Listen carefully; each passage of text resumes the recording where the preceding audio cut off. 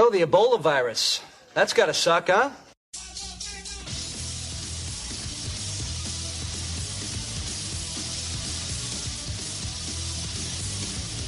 It's Friday. It's pre-recorded. Now the show dozens love the 9 Years podcast.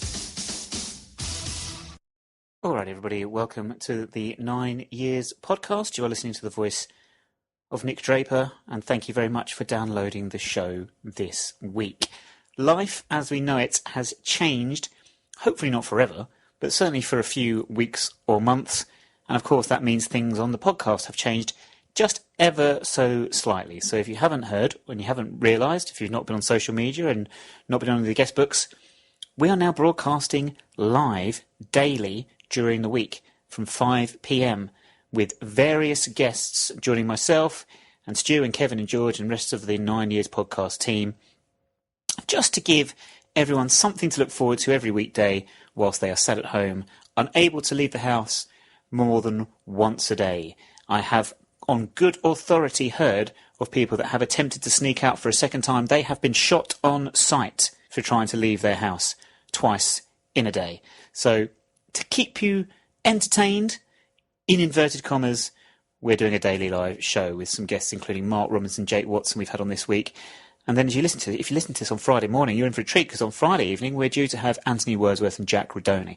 These are broadcast live on YouTube, youtube.co.uk/9YRS podcast, and you can join in the conversation live with us and our guests, so far proving very popular, very successful, and typically for a 9 Years podcast production with some sketchy audio, you'd expect nothing less. And that is what I'm going to say this week. There will be some sketchy audio, because what I've done this week, for your Friday usual download, I've cobbled together bits and pieces of a couple of the shows we've done. So, on Wednesday on our first show, I'm losing track of time. Tuesday on our first show, we were joined by Mark Robinson from the club, and we had a great chat with him. So I've got that conversation pretty much in its entirety on the podcast this week. And then following that, keeping up with the Friday tradition that we've launched, we're looking back at our memories of Kingsmeadow. Myself, Kevin Boris, George Jones, discussing the 2006-2007 and 2007-2008 seasons, the last of Dave Anderson and the first of Terry Brown. So, in a moment, you're going to hear the voice of Kevin Boris as he interviews Mark Robinson. And then following on from that, almost immediately, we'll launch into our Kingsmeadow memories. It's less of the Kingsmeadow, more about the seasons that they were. In fact, I can't think of a game we spoke about that actually took place at Kingsmeadow. Never mind. It's the thought that counts. Anyway, that's all from me. I might do a little sign-off at the end. But for now, here is our chat from the live show with Mark Robinson. So, Mark, thanks for joining us, firstly. Thanks for taking your time out to do this. No problem, Kev. Good, excellent. Now, I was going to ask a question. So, your job title is... I've never seen a job title exactly like that at a football club. Can you explain to people who maybe... People who go to games see you... Now they see you before games, climbing up the ladder, standing on top of the... the Rygas. So what is your actual job? What do you actually do for the club? Just to explain to people if they don't understand the title. Okay. So now really my job is to oversee the phase between under 18 and first team. So it's once the lads leave under 18 and they're trying to get into the first team. So it's to make sure they get in their continued development, trying to give them the best opportunity to get in the first team. So as well as that, a big part of that is obviously getting the players out on loan, coming up with individual programs for them, and also still being the link between the first team and the academy. So even though I'm sort of with the first team, Glyn very much wants me to still be that link between the first team and the academy, so that we've got, so that everything rolls into one really, so that we haven't got, it's not like separate entities. So that's the main part of my role. I get involved in a little bit in first team training, if I haven't got separate groups. And then on a Saturday, on a match day, Glyn likes me to go upstairs, whether it's home or away, and then I feed information down to Nick Dawes on any tactical preparation that we've done on the opposition, etc. So anything that I see from a different angle from them. So when you feed that information down to Nick Dawes, are you doing that live in an earpiece, or are you doing that half-time with notes? Yeah. Yeah, no. It's in an earpiece. It was at notes before, but obviously, we started to realise if you wait till half time, it can be too late. So it's anything. It's on an earpiece now. So anything I see during the game, anything different to what we thought the opposition might be doing, maybe different formation, any problems they're causing me that they can't see from pitch, they're causing us rather from pitch side.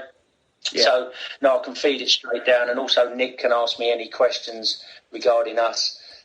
Anything that they're wondering about, they can ask me, hopefully, because I might have a slightly better view up there.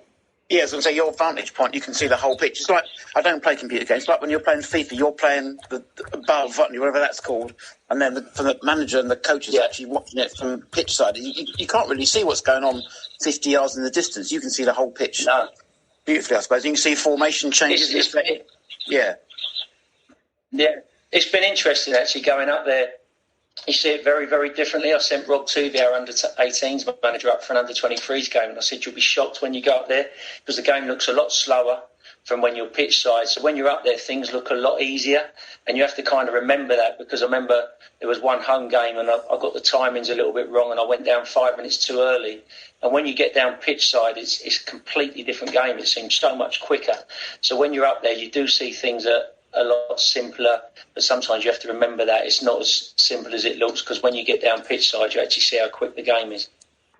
Right, got it. Yeah. So in terms of loan players, yes, what makes a good loan club for a player? So Tommy Wood went Leatherhead, did really well. Other players have gone to other clubs and done well, but sometimes it doesn't work out for them.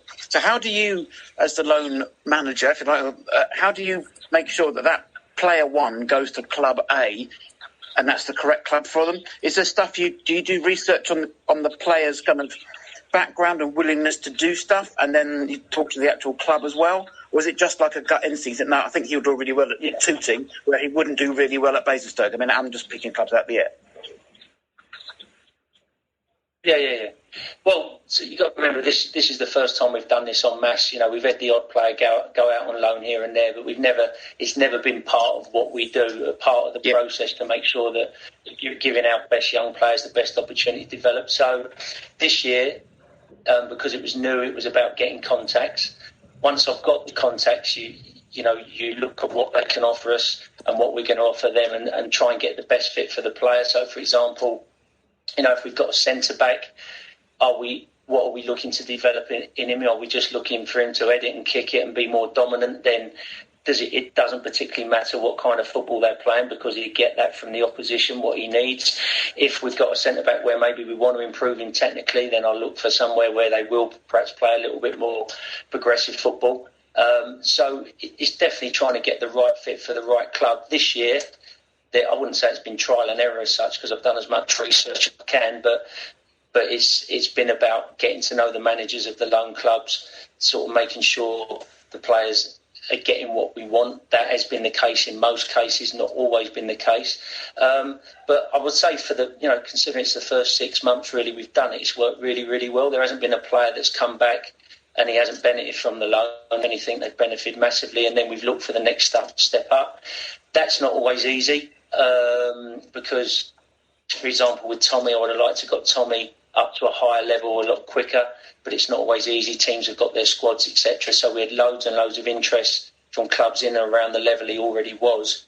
But, it took quite a while to get him in a Conference South level. So, but what's happening now, Kev, is clubs, now they've seen the quality of our young players, clubs are coming to me now as well.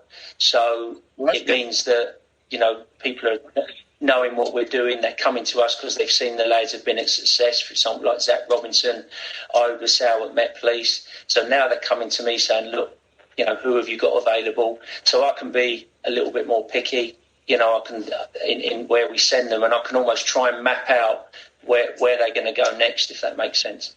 Yeah.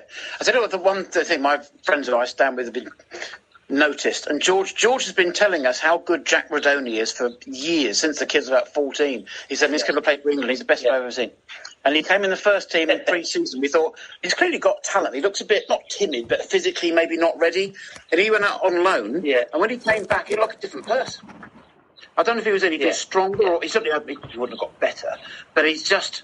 There was something about Jack Rodoni. You think, oh, okay. Now everyone saw what George had seen for years in him. just playing game, getting the confidence of being the first choice in another club and just going and proving themselves. It's been a great. It's just adapting, really. Everyone, people look at people physically. They make too much of it. It's just adapting. If you've got ability, you're 17, 18. It just takes time. Football's no different to any other business. How many times do you have a young man walk into a business at 17, 18? You wouldn't go, he's going to come here and smash it at this company. What you'll see is potential. And then within that potential, you need to see that grow. So that's, what Jordan was a talented young boy who was on his pathway, going on loan. I watched his first game at men's football, and he did okay. But then over a period of time, they start to solve things, they start to work things out, they work out how they can affect games, and that's all it is really. And it takes time. I think we've got to be a lot more patient with the young players. That there aren't that many Wayne Rooneys and Michael Owens who come in and smash it from the word go.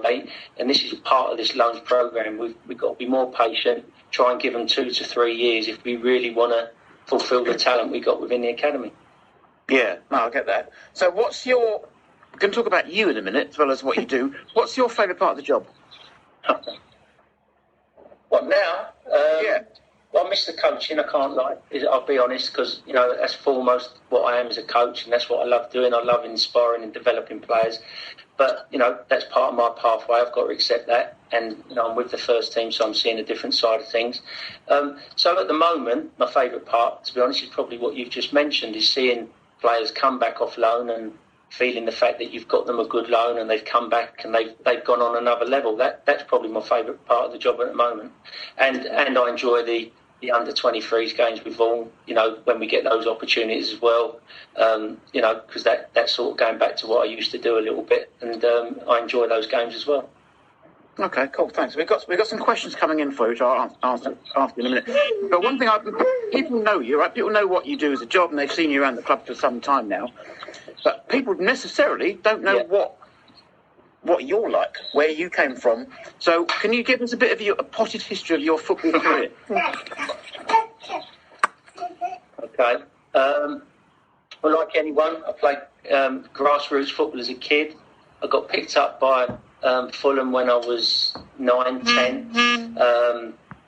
And then, funny enough, I played in the London Cup final at Plough Lane against East London, and again Fulham was there, and they kind of asked me to come down. But it's very different then. You didn't have academies; it was very different. You could go from club to club, but Fulham was the club I was at all through my youth. I captained the youth team, captained London, captained the district, and then at injuries, things started to go a little bit backward for me at Fulham. So when I was 14, 15, really, really highly thought of. Got promised loads of things by loads of coaches. Then it all went a little bit pear-shaped with the injury. When I got released there, kind of, if I'm honest, lost my head a little bit, because football was what I'd love. It was all I'd known. It was everything I wanted to be. Then I went back into, a guy got me back into semi-professional for a little while, so I was still quite young, and I went in at Tooting and Mitcham. And then I got in the first teams there, and then I had a reoccurrence of the injury, and then really that was it. I had to pack it in. I dissected my thigh. So yeah, I was devastated. By this time. Hello? Sorry, carry on, Mark. Go on. No. So I was devastated. I had a job uptown by then. So I then had a really good job working for the Performing Rights Society, which was like a music company. And I worked my way to the top there. But, I always had this, football never left me. It was always what I wanted to do. I kind of was coaching a little bit down at boys' clubs, but I was doing really, really well in my job. I was quite successful there. The job was really, really challenging. I got to a stage where I used to be out on the road, so I was going in the pubs, clubs, bars of South East London, later on West London, and my job was to get royalties from landlords. So I didn't know at the time, but I was learning in terms of people skills and attachment and stuff. I was learning so much. I worked under some really top salesmen who taught me skills in how to sort of build relationships with people. So, and then I coached the actual PRS team. They always played the Dutch version once a year of PRS. and they'd never beaten them. They always used to get beat heavily. The Dutch always played their total football. So I did a coaching session for a couple of weeks, and then we actually played at the old Ajax arena. So we went over there, and I managed to get 45 minutes out myself. I couldn't really run, but we beat them 3-1, and all of a sudden I thought, actually, I could do, I can do this, because they'd never won. They'd always got smashed. And then I started to think about going through my badges. Went through my badges, and then basically by chance I bumped into an old friend of mine who I was at Fulham with, called Tony Wilson, who was doing AFC Wimbledon's under-9s. And I'll be honest, I knew nothing about Wimbledon. And he said, like, why don't you come and coach if that's what you want to do? And I was so lucky. He just let me come and do whatever I believed in, whatever I did. And that was them group of boys that I had the massive success with Ryan Sweeney, Patrick Roberts and Egley Cadger and all them. So I had those boys. Nigel saw me, I think, when they were under 11, under 12, Nigel Higgs, and then just asked me about trying to set up the youth structure sort of properly, because everyone was playing grassroots, whether I could restructure it, try and put in coaching, don't like to say philosophies, but, coaching strategies and things like that. So, and that's where it all started, really. So it was through a chance meeting with Tony. He was brilliant. I learned so much off him. And then Nigel really entrusted me at the beginning to sort of get it all going. Excellent. Great potted history. Thank you. I like that. I guess people don't know where our coaches come from. They see a new coach joins, mentioned on the website, and people don't necessarily know where you come from, or your history or heritage, or whether you're Wimbledon fans or not. Fascinating. Thanks for that. So, Stu, do we have some questions? Yeah, we do. Yeah, we do. So I've got one question myself, actually. When we were talking about, you were saying, Mark, about your role in terms of going up high and being able to see a different view of the pitch. Yes, Thomas, that's my son, by the way. In terms of League One, how tactical is it? So you'll do your scouting and your research in terms of how players set up and stuff like that. Does much change during a game? Because sometimes you hear in the Premiership, for our sake, that sometimes they can change formation and systems quite quickly. Does much change in League One? Is it that adapt, or are you always having to keep an eye out? No, I mean, to be honest, from the research that they do before the game, and then when we have our meetings, we look at their formation, the challenges that they could offer us. Like, for example, there's a certain player like to break lines from deep. It doesn't really change a lot, Stu. We've had a couple of times when they've come out with a different formation to what we've planned. Not that often, but it does happen, because sometimes you might have looked at a team and they might have changed formation 3 times in the last 6 weeks. Yeah. But in terms of the players are generally going to offer what they offer, and the team are going to play how they play. So other than changes of formation, there's not a massive lot of changes, really. But I think it's so key, that the players are adaptable, and that's probably why, you've spent time with us at the academy, and we talk about producing self-managing athletes who can adapt. And I think that's why it's so key, because if the game does change, they've got to recognise those pitches themselves. Yeah, definitely. Okay, so question-wise, so we've got Mike Hasty. He's basically asking, how are the players staying fit and keeping in touch, as I assume they don't have the gym equipment that the Premiership players have? Okay. So Chris, our sports scientist, has sent out. Basically, they've all got their own plans. They've got their plans. They've had that from day one since they broke up. So obviously, it's going to be difficult now that the restrictions have got even tighter. So I'm waiting for an update on Chris, but they all had very specific plans. A lot of that is outside as well. So now you're still allowed to run 1 kilometre during the day, which hasn't changed. So they'll have a certain amount of running to do in their program as well. The body weight stuff, to be honest, they'll probably be able to get away with at home if they improvise, even though the gyms are closed. In terms of the running, they're going to find plenty of open spaces, so that they won't have any problem carrying out Chris's program. Brilliant. Okay, so what we've got? So Luke McKenzie, as you know Luke, he asked the question, who is the best kid he has had through the academy? No sitting on the fence, Robbo. Cheers, Luke. What do you mean? As in best player, or no, that's probably simpler. Have I got to answer this, Joe? You haven't got to answer any questions. Go on, Mark. Put you on the spot. Okay. In terms of best trainer, I'll break it up, that makes it a little bit fairer. Best trainer in terms of understanding the game was a lad called Reece Bowers, who was unbelievable. Told him once and he got it, Reece William Bowers. Unfortunately, he didn't get quite what he did there for the club. So in terms of training, unbelievable. Best player,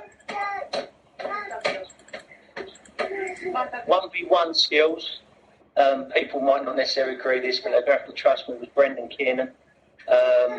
He was, in terms of 1v1 skills and training, and when he played for the under-18s, I haven't seen anything better.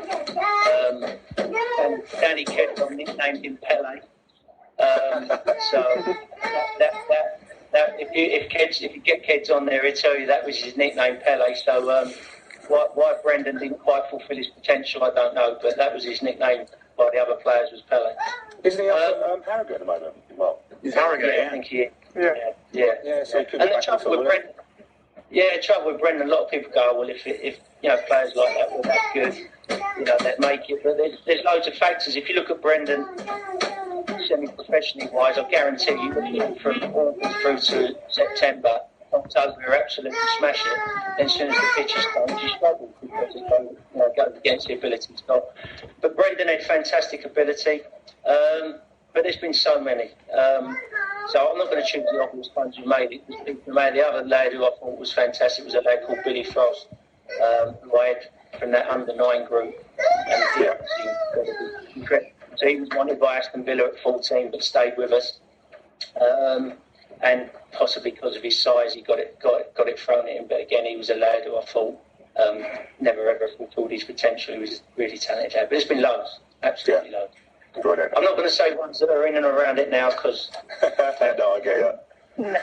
Final question, what we've got from here. So, Robert Boyce, what's your thoughts on Leo Castledine going to Chelsea? And do you think I'm not going to ask the next question, how much we've got for him, that's confidential, Rob. But what's your thoughts on Leo? And I noticed there was a story in The Sun about, the next wonder kid. How far do you think he can go?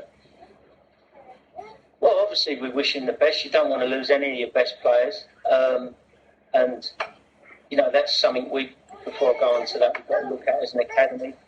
So if I go back to that group I had at under-9, when I go back at under-14, under-15, all those boys literally could have gone to professional clubs. So Billy Frost was wanted by Villa, Billy Bishop was wanted by Chelsea, the rest were wanted by Brentford. And those lads were playing grassroots football at the time. Were playing Sunday League football against, Sheen Lions, Esher Wizards, those kind of teams. The parents would have been paying £300, £400 a year. And those lads stuck with us. And those boys stayed with us because they believed in what they were doing. They wanted to play for Wimbledon. And I'm not saying the lads don't want to play for Wimbledon now, but I think as an academy, we've got to constantly look at that, as in why back then did we have this group of boys who could have gone to professional clubs, but the culture was so strong in many ways, they stuck with us. Now we're a fully fledged academy doing fantastic things, and these boys kind of go at the sign of another badge. So I think that's something we've got to reflect on and look at, because we don't want to lose our best talent unless financially we get told we have to let them go. So obviously, I wish him the best. He's a fantastic lad. He's a talented boy. And but he's going to be amongst many talented boys. So it's just a choice on pathway, really. If he'd stayed with us, could he have been someone who maybe made his debut at 16 now, potentially? Now he's taken a different pathway, and we wish him all the best. But no, he's a talented boy. But within that age group as well, that under 15 age group, we've got lots of talented lads in there as well. So and again, I want to keep, we want to keep them, and I'm pleased to say that we've offered free scholars to 3 or 4 of those lads in that group, and they've already signed them. So that shows as well as lads going and obviously getting substantial amounts of money, we are keeping our best talent as well. And there is a lot of good talent in that age group. Brilliant. Stu, I've got another question. Yeah. So it wasn't off the record. So Mark and I chatted at the Bond party co-op. It seems like months ago, because we were out in the open in a bar chatting to other people, but you can't do anymore. However, we were talking about, I spoke about media training. And Mark, you had some really interesting thoughts on media training, because I mentioned this because I saw an after-match interview with Osasie Kahide, of course, used to be with us, went to Sheffield Wednesday, made his debut for Sheffield Wednesday, probably earlier than he expected, and he was just so delighted to have played a professional game of football. He was just beside himself, and it's such a lovely thing to see, because I would feel like that if I played one game of football, I would be, I'm beside myself. And he was just, I can't believe I've actually done this. I'm going to wake up in a minute and it's all a dream. I've actually played a professional game of football. What a lovely thing. And you said that's what you like that, because you don't want to see players have that enthusiasm and individuality media trained out of them. Now, I'm a media trainer, so I was pretty excited. I was pitching for work and I thought, oh no, okay, fair enough. But yeah. I like that. Can you expand a bit more on that? Yeah, I just think, obviously, we don't do media training, but I like to think that the culture within the academy brings the lads up a certain way. And I know Stu and George have had plenty of contact with the lads, and I'd like to think when they do, that oozes out of them. But the last thing you want, and I think if you watch a lot of interviews in football, to be blunt, they're boring. They say what they think the right thing. They thank the opposition, and although obviously that you've got to be polite, I think you want to see the person. Like you've asked me for a bit of background on me. You want to see the lad's person. You want to see the lad's personality. So, that's something we really don't want to take out of boys. So, what's the worst thing that they might say something a little bit wrong? It's not gonna. What does it matter? I'd rather that than someone just reading off a script sheet. I know well enough that our lads are good lads, and if they said anything that wasn't particularly stereotypical, then they wouldn't mean any harm. And I think it's much more important to see the personality of the player and get their genuine thoughts on how they felt. And that's what you saw with Asagi. You just saw a young man who was and that's him. Trust me, Kev, that's him. What you saw there is just that lad. He's just an enthusiastic, innocent, brilliant boy, and he was just showing it on camera, which I thought was fantastic. Yeah. Shame we let him go. Now, Nick, do you want to talk about the Merton lag? I'm going to call it lag because it's LAG. Or do you want me to do that? Go on, Nick. I will do it. Sorry, my microphone didn't want to turn on for a second there, so that was quite irritating. So Mark, I know you've been involved in helping out with you've been down to see the Merton Local Action Group collecting for food banks and what have you down in outside Morrison's, isn't it, in Wimbledon Town Centre? Yeah. They have been in touch with us. I've got a statement to read regarding that, but just very quickly, what's sort of your involvement been, and can you just give a brief introduction as to what's been going on down there? Yeah, well, obviously I heard about it through Xavier, because I've been to talk to Xavier a little bit more since the bond and everything, and I saw what they were doing, and we only live in Earlsfield anyway, so I just said, could me and my wife Claire help out? And they said, fantastic. So we've done a couple of shifts down at Morrison's already, and Claire's done a shift today. She's a lot better at it than I am, to be honest. She's great. And what they're doing is incredible. And it's difficult times we're going through now. And I've got to be honest, I've needed it. I'd like to consider myself a people's person. So what we're going through right now is tough for me. Being cooped up so being out there. One was great. We were obviously following all the guidelines, but then seeing what the people are doing, and obviously it's not just Xavier, it's all the guys there, and then seeing the response from the general public as well. It's heartwarming. I found it quite emotional, to be honest with you, because the generosity was just crazy. Claire spoke to one young man, and he was asking what they needed, and he went into the shop. He come out with a small bag of shopping for himself and 2 bags of shopping for the food bank, and that's the kind of thing you've been seeing. Like the workers in Morrison, one guy come out and said, I haven't got lots of money, but he was giving £20, and it's just been continuing like that. And it hasn't just been the older people, it's been everyone. It's been absolutely everyone, young couples, teenagers, and I've got, as sad as what we're going through now is I won't say I've loved it, but the experience has been overwhelming. And so Claire and I are going back down there tomorrow from 2 till 5, I think our shift is. And as I said, but it's not just the ones at Morrison's. There's guys behind the scenes who are back at the old ruts who are doing all the bagging up and delivering the stuff, who won't get mentioned. But it's just phenomenal, and it just shows you that most people are really, really good, and it's a good feeling. Yeah. Yeah, well, the group I believe there's an appeal for a fridge, isn't there? Someone put an appeal out for a fridge today, and one appeared. Yeah, and that's what's happening. You've got businesses that have closed and they're bringing down stuff. It's honestly, as I said, you'd rather not be happening, but it's great to see it. And as I said, I just hope when we get back to normal, whatever normal is, that we remember all this, because for me, it's the fabric of life, is people interacting and socialising, and we're calling it social distancing now, but I think we have far too much social distancing in general life before this virus come along. So hopefully people will be taking their headphones off and switching their phones off a little bit more and interacting a little bit more, because in my opinion, that's what makes us tick. And so it's been a really good experience.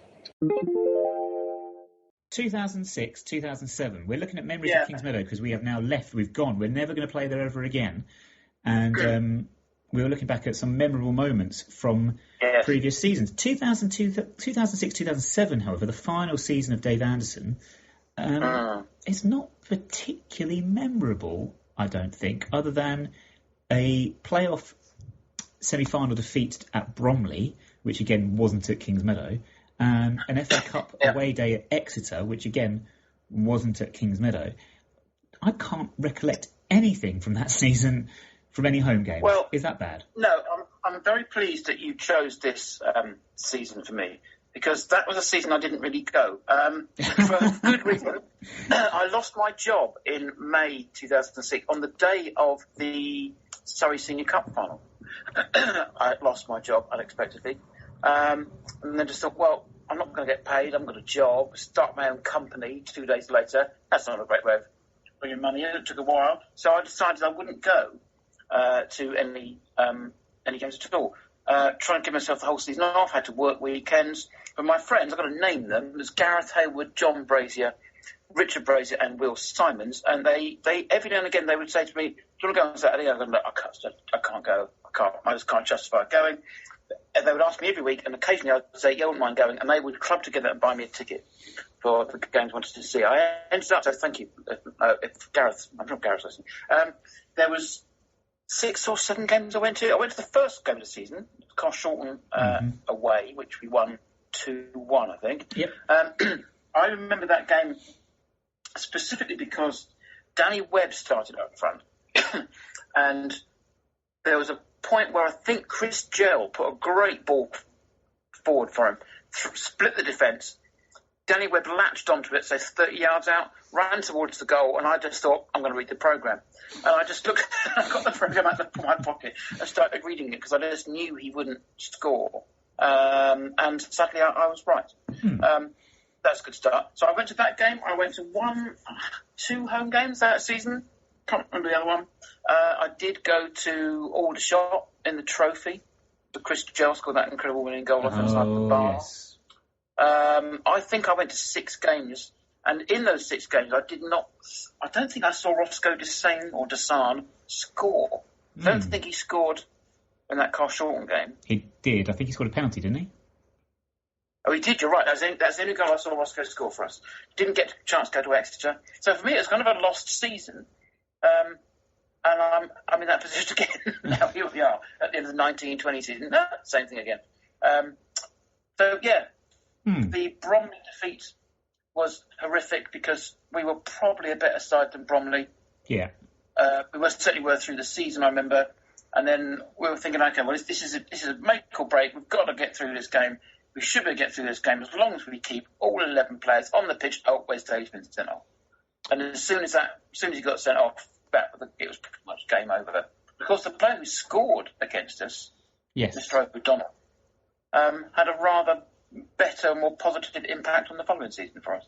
He did indeed. Now, you've mentioned many things that have got me thinking. First thing, Chris Gell, Danny Webb, we had players with sticky surnames.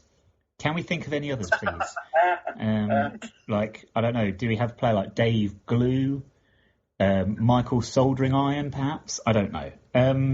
If you've got any of those, listeners, please add them to the comment section on YouTube. You can also, please, on the comments section on YouTube or on Twitter at 9YRS Podcast, give us your memories of these 2 seasons, 2006, 2007, 2007, 2008. how could I forget, again, because none of this happened at Kingsmeadow, the glorious FA Trophy run, wasn't it? As you've mentioned, the great win at Aldershot from 1-0 down, we won 2-1 in the second half. We then went to Gravesend and Northfleet before they changed their name. I think Roscoe scored the winner there. And then we all found that Jermaine Darlington was in fact ineligible, and we were deducted 18 points. And we had all that process to deal with that season. So more memorable than perhaps I initially remembered. George, how old were you, and do you have any recollections of this whatsoever? George is frozen. The 06-07 season, I am delighted to say I was 9 years old during that season.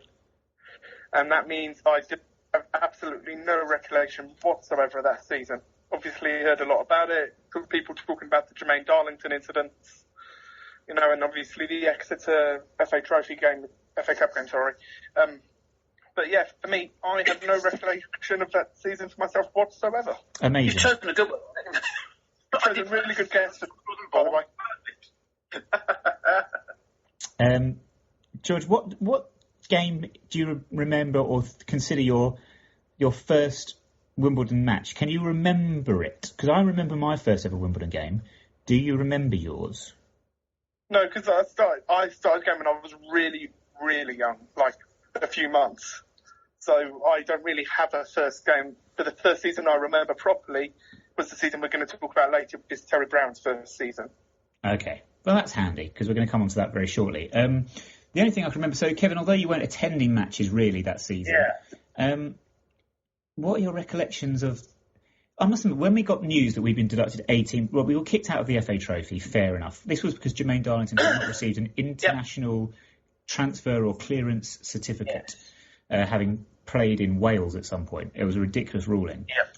I sort of took the FA Trophy, what do you call it? Ban? Whatever you want to call it. Expungement. I took that on the chin. Thought fair enough. The 18 points, when that first came through, my immediate reaction was that would never last. I did think immediately that was excessive and that would get overturned, and it was reduced to, I think, 3 in the end. Do you think the high-profile nature of us, with our 2,000 average attendance in the Ryman League and all the media that came alongside us, do you think they were looking to maybe exacerbate the punishment because of our profile? I would love to say no, but yes. Yes, I would like to do the same thing, yeah. Yes. Do you know, here's a good one. So, would you like to know where I was when the 18-point deduction was announced? Chester? No. This is quite true, I was opening a brand new road tunnel just outside of Zagreb. Wow. There you go, absolutely true. So one of my advertisers was the company that had put in all the electronic signs and variable message signs for the tunnel. And they said, well, if you're going to be there for the opening, would you like to do the ribbon? So I cut a ribbon. Only time ever in my life I've done this. So I cut a ribbon and I officially opened a road tunnel in a place just outside the town of Sveta Nedelja in Croatia, which means peaceful Sunday in Croatian. Oh, I thought that was your Paul Whitehouse Far Show impression for a second there. Name that thing. There we go. No, that's where I was when I found out. And it completely ruined my day. But so we got the 18-point deduction is because we'd won 6 games with him in the side. Is that right? That is correct, yeah. But how did we get it reduced to 3? I know we got a very, very top lawyer involved. But how did that actually happen? Well, because in reality, we didn't gain any advantage from the administrative error, did we? It wasn't like we'd suddenly signed Ronaldo on like £2.50 a week in some sort of weird brown envelope deal. We just signed a player that we were totally entitled to sign. It just didn't have a little form. I mean, how bad a crime was it, really? It's good to see we haven't repeated that crime ever since. We've never had a points deduction for fielding someone who we probably should have checked some paperwork first. We haven't done that ever since, have we? Not ever. Only the once since. Yes, only the once since. Only the once in the Football League, yes. We'll get to the Jake Nicholson incident. The Jake Nicholson one, did we get 3 points off again? And that was for the game that he actually scored in, which was the Cheltenham 4-3. Because he scored the winner, didn't he? So I think that was 3 points and no way out of that. It's the incredible Cheltenham game that we came back from. and won. And then that was because, you know why that is? Because he had to get clearance. Had he played in Cyprus or somewhere? Or Finland? No, he was serving a suspension from Scotland that he had him to that's right. He got the reason it hadn't been filed. Yes. The person who was his last. Yeah. Yes, it was his last game. The person who was supposed to file that form was off sick. And then he played on the Saturday and he shouldn't have. So had we lost that game, we wouldn't have been any worse off. It's interesting because we always talk about forms and things being signed and sent off by fax and the famous faxing of transfer deadline day documents and things like that. Faxes would be very, very useful in the current climate, wouldn't they? But we've got rid of them all. You don't see or hear of a fax machine anymore, but actually right now, they'd be kind of handy, I would imagine. But if you're trying to sign something, I guess you have to sort of, I don't know, sit in different rooms and slide the paper under the door maybe if you're signing. I don't know. The world we live in. Yeah, that's a good point. Gareth Hayward would like to know, was the ribbon cut with massive novelty scissors? No, it was done with normal size scissors. Normal sizes. But are we talking like kitchen scissors? Or are we talking about nail scissors? Yes. What are we talking about? Kitchen scissors. Okay. Yeah. They didn't have any. They had to go and buy some. So they went to the Croatian version of Lidl, which is Lidl but with no I, just LDL. And they got kitchen scissors, purple ones, if you remember. So I snipped the ribbon. There's a photograph of me doing it. I'll see if I can find it. Mm-hmm. Other Croatian hardware shops are available, of course. No, they're not. Scissors R Us is my personal favourite. Well, 2006-2007 then, unfortunately, was the end of Dave Anderson's tenure in charge. George, this is a stupid question. Do you remember Dave Anderson? Not watching his teams play, no. Okay. I have said on this podcast before, I love Dave Anderson, top guy, absolute legend. Was he unfortunate to... I mean, he knew as soon as we lost to Bromley, he said he knew he was gone. That was the deal. He was under 2 years to get out of the division and he hadn't done it. In both instances, though, he was very unlucky. As you said there, Kevin, both playoff semi-finals, in divisions with teams with lots of financial backing well above their natural means, and then a Fisher Athletic team that we had a skeleton team that we could put out due to injuries and suspensions, and then Bromley, as you say, I thought we were the better team up until Wes Daly had his moment of madness. Yeah, I think he was unlucky, but at the same time, he said he knew himself that there was no way he was going to stay. But you think of it, Dave Anderson built up that squad, and Terry Brown came in and pruned it and tweaked it and improved it and got this into the Football League. So I genuinely think without those 3 Dave Anderson seasons, we wouldn't have got into the Football League when we did. No. So I think Dave Anderson's role in this club's success is probably glossed over a bit because the 04-05 season was surprisingly easy, wasn't it? With 3 defeats in 42. And then the next 2 seasons were kind of middling, managed to make the playoffs in both seasons. Kind of, wouldn't say we underachieved, but they were hugely different teams. You look at the starting lineup, the first game of the 05-06 season, the first game of the 06-07 season, and the end of those seasons, you're looking at like 42 different players from those 11 players, so 11 positions. So I think Dave Anderson was unlucky, but it kind of sparked the Terry Brown era. So we have a lot to be thankful for Dave. And not also forget Warren Kelly and John Turner. How can we forget?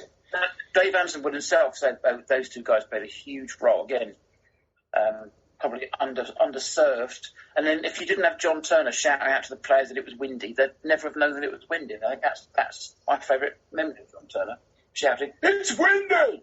every time someone kicked the ball into the air too high. I think it's just genius. I think you were telling me, who was it that said, you mentioned this in the podcast last week, who was it that yelled out to the players to be mindful of the prevailing conditions? Yes, that was him. That was John Turner. Amazing. Yeah. I'd say something else that Dave Anderson did do. You mentioned the number of players he had, the turnover of players he had in his time. Did you ever see Stephen Goddard play for us? Yes, I did, yeah. I was he scored a hat-trick at Chelmsford, didn't he? He scored a couple at Chelmsford, yeah, a couple of classic goals at Chelmsford. One of the goals I went to, I think. Yeah, he was a good player. He was a great player. What was that all about? It's an unbelievably talented forward that sort of joined us, played a few games, scored spectacular goals every time he played, and then just disappeared into the night. As quickly as the Highwayman, perhaps. Is that Dave Anderson's last season? Yeah.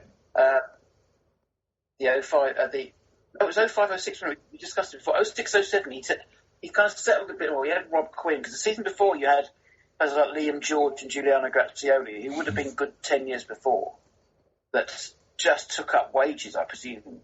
Yes. When did we have, was Dwayne Plummer that year, 06-07? No, he was a bit before. I think he was, I remember him, I think it was the season before, I think it was 05-06, because he scored the winner at Fisher in the league before he then went back to them in the playoff semi-final. Dwayne Plummer, who was keeping up a fine tradition of occupations as surnames with the Butlers and what have you, but also he was divided opinion. Yes, he was one of those players that I think my friend describes him as languid. I think couldn't describe a player better, really, than that. Yes. Was it? Oh, no, it was, again, I'm thinking wrong season. 05-06 was when we played Windsor and Eton, and it's Ralph Little versus Harvey, and they were both on the bench, weren't they? Soccer AM came down for it, yes. The big celebrity clash, and neither of them started. Yeah. Mm. My brain isn't working. We had another player, I think that season, very, very tall, mixed race midfield player, very big and strong, had come from, was he a Dwayne? We had a Dwayne Lee in the Conference South. Dwayne Lee. Yeah, but that was years after. That's Conference South. Conference South he was. I remember he's playing tricks. I think we stole the Fernando Torres Liverpool song for him because who knows why. It didn't really work, but we're good at doing that. But you're right. Yes. Dwayne Lee was a Terry Brown player, and Terry Brown was the man that was entrusted with getting us out of the Ryman Premier into the Conference South in 2007-2008. He did that with the most memorable playoff final victory away at Staines Town, with the aforementioned Nick McDonald playing a vital role and Mark DeBolla scoring that free kick. And Mark DeBolla was a player that was far too talented and skillful for the Ryman Premier League. Who knows how he ended up there. But he scored some spectacular goals for us, even if he wasn't a particular Terry Brown favourite. And he had, in fact, been out on loan in the weeks prior to the playoffs. That is a surreal situation. But, I mean, Terry Brown did a fantastic job with us. We will go through his later achievements with us, but this was the first step of it. For long spells of the season, though, it didn't feel like it was going to happen. Was that just me, or was that the mood that you got from the season as well? It did feel like another season again of playoff failure. We were slightly better that season, a bit more consistent, played better football, scored more goals. I remember, was Ramsgate the first home game that season? Yes. The 2-0 win against Ramsgate. Sam Hatton scored both goals. Sam Hatton, yes. So my memories come back. Thank God for that. And I think again that playoff final. You just think we are a better side. We're probably the best side in this division. And here we are 2 minutes from the end or 3 minutes from the end and we're losing to a goal we shouldn't have stood. But you just think it's can't happen again. And I think that last 3 minutes, people say the Staines game was one of the best games I've been to. It wasn't. The last 3 minutes was incredible. But I think that was a hugely crucial 3 minutes in our history. I just think crowds have started to drop off, haven't they? Even under Terry, they weren't huge. And I just think people are starting to think, oh, maybe not.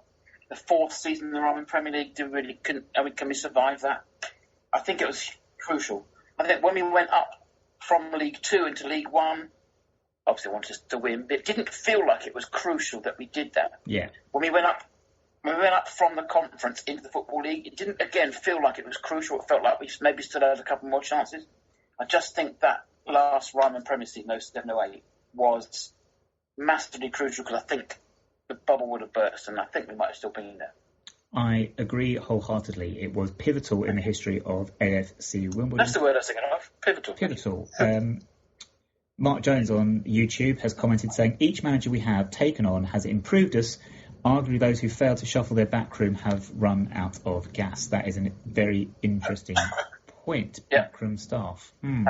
Sir Alex Ferguson was always famous for shaking up his backroom staff to help him continue Manchester United's success. George, you've got some memories of this season because you were old enough by then. Yes, he was 10 by then. What happened at Staines? Where were you at Staines? Were you down the side in the big terrace or were you in the stand? Where were you? I wasn't at Staines. What? My dad couldn't get tickets for that match. You missed the most important game in the history of football. Yeah. Yes. Bigger than the 1966 World Cup final, bigger than that Man United Arsenal FA Cup semi-final in like 99. It was huge. We forget the scrum for tickets. Can you explain? Did you attempt to get tickets? Yes, my dad drove all the way from where we lived at the time out towards Essex, all the way around to Kingsmeadow to try and get them. And by the time he'd got there, they'd all sold out. We forget the mad scramble for tickets. I remember actually phoning up. We had my whole family phoning up the club to get tickets. I think you were allowed 2 tickets or something like that. I can't remember.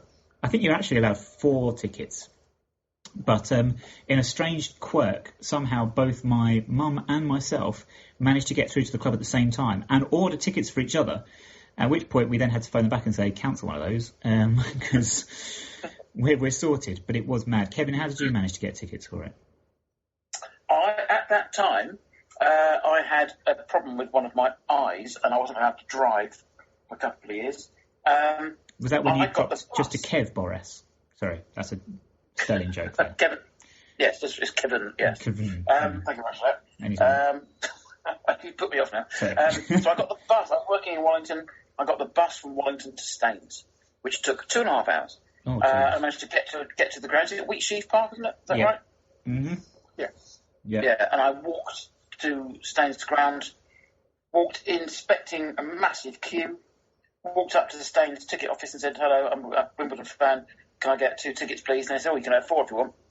So I just had 4. So that was into that. So I was expecting a really long day. I'd even taken sandwiches, thinking I might be there sometime, walked in straight out again. Maybe there was 3 other people there. Wow. But I don't know how that happened. So, I knew I was going to miss out on the home one. So I just went to Staines, and then we stood in the stand by the dugouts, I presume. And that was incredibly hot. I know it was only early May, but that was incredibly hot. It was. Just a mass of people packing in. And that's the only time, generally the only time in my life, after a match, I've gone onto the pitch. Yes. I've never done it before, and I've never done it since. That just felt like I had to do that.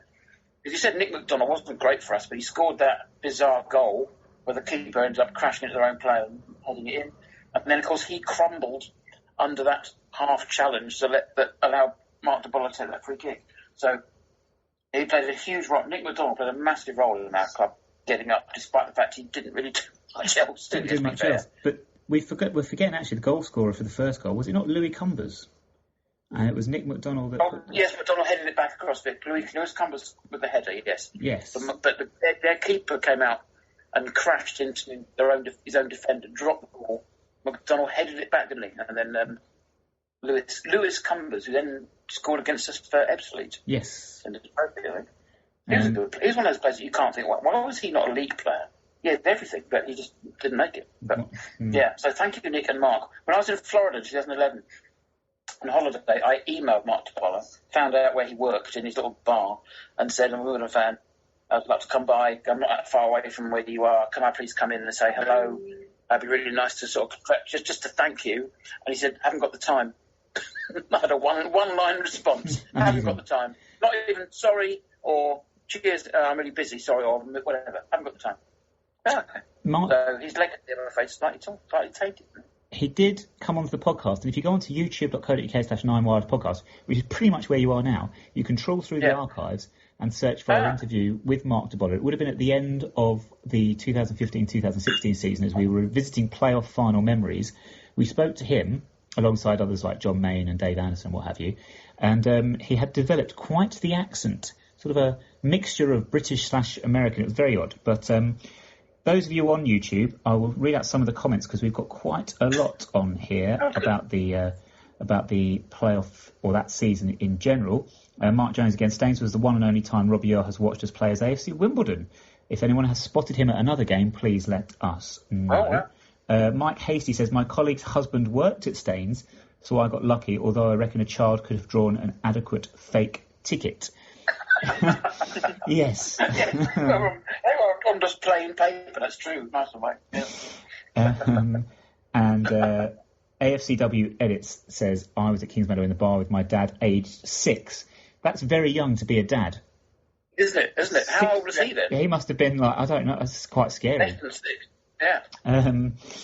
I'm sorry, Mike Hasey has then made the same joke. I'm very sorry, Mike, I've stolen your joke there. I did not realise. Mark said, I predict Nick moaning about hot weather. Yes, Mark, it was very, very hot that day. I do not like hot weather. I don't like the sun. It's going to kill us all one day when it falls to earth, so I don't know why everyone worships it so much. But yes, it was a very, very hot day. George, that season in general, was there anything else in a pretty unremarkable season apart from the conclusion of it? Any other memories at all that you can glean from that year? Well, one of the main things I remember was the wingers we had that season of Steve Ferguson and Tony Finn, who were just typical Wimbledon wingers we've had ever since. Obviously, they were quick, exciting, but they couldn't do anything with the ball at their feet, no matter how hard they tried. And for me, that's the overwhelming memory of that season, was loads of excitement when our wide players had loads of sort of energy, getting on the edge of your seat, and then realising they've hit it over the back of what was then the Tempest, then yet again for a cross. That's my overwhelming memory from that season. And of course, the Wembley trip. Well, yes, the 8-1 victory over Corinthian Casuals, yes. That was a bizarre day, wasn't it? It wasn't it? Yeah. It was the day after we played Ashford, wasn't it? Yeah, we won 4-1 at Ashford Town, Middlesex, not Kent. And then we played the very next day at Wembley against Corinthian Casuals. We won 8-1. It says there were 5,000 people there. I thought there were 8,000 tickets available, but anyway. Yeah. That was... Maybe there were 5,000 of us. 5,000 of our lot and 2,000 Corinthians. But am I right in thinking Possibly. that Steve Ferguson, our winger from that season, is now the co-manager of Ross County? You might be. I don't know. I'm not really in touch with Scottish football at that I think he is. I think that's him. level. It Wow. certainly looks the same. But we had some players that you thought would have been better than... Marcus Gale played for us that year, didn't he? Yeah. Yes. And was fantastic in defence. Marcus Gale playing goal and did a good job. Players like Rob Quinn. I never took to Rob Quinn. I know he played for Palace and he played for Brentford. He played good standard football. So when you see him coming in, we signed Rob Quinn, the former Palace and Brentford midfield player. I think, oh wow, we've really gone up a level. I never really got him. I'm not criticising him at all. I just didn't see what he brought to the team ever. He was Even though we've got up. our sort of Andy Roberts, Callum Riley type player of the time. Yeah, I'd say Callum Riley's the better of those three, to be honest.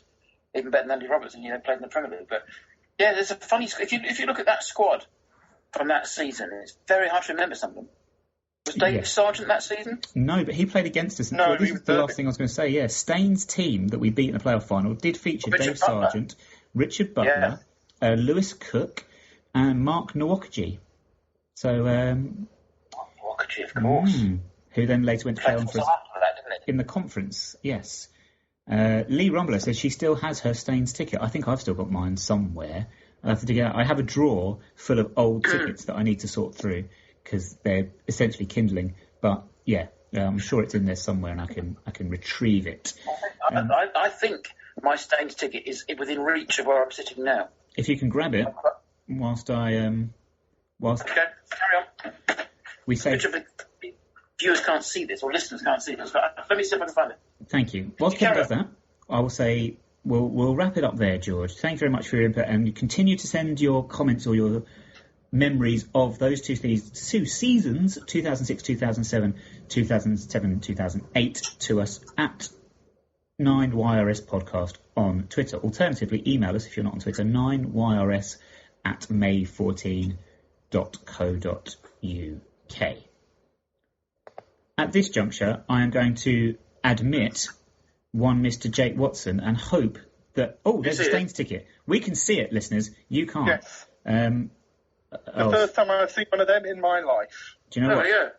There it is. Sorry, I've just realised that I should have been recording this. Well, just to test it out. There it is. If you promote, it's quite detailed, more detailed than I thought. But hey, Yeah, but they ran out of these, so the ones afterwards were literally just a piece of paper with admit one written on it. amazing. And that is it from the podcast for this week. Thank you very much for listening. As I say, a little bit different, all change with everything else that's going on in the world, but hopefully we've provided you with some light relief this week and this morning, or whatever time you've listened to the podcast. You can download it whenever. You can listen to it whenever. That's the joy of the podcast. iTunes, YouTube, Spotify, whatever it might be. 9wirespodcast.org. Live shows 5 o'clock on YouTube. That is it. Don't forget to join the conversation with us with anything you've heard on the show this week. You can tweet us at 9YRS or you can email 9YRS@may14.co.uk. But that is it. Thank you very much for joining us this week. I am Nick Draper. I am signing off, as I usually do. Alexa Bliss, bag first, milk last. Please remember to wash your hands, and we'll speak to you again on Friday.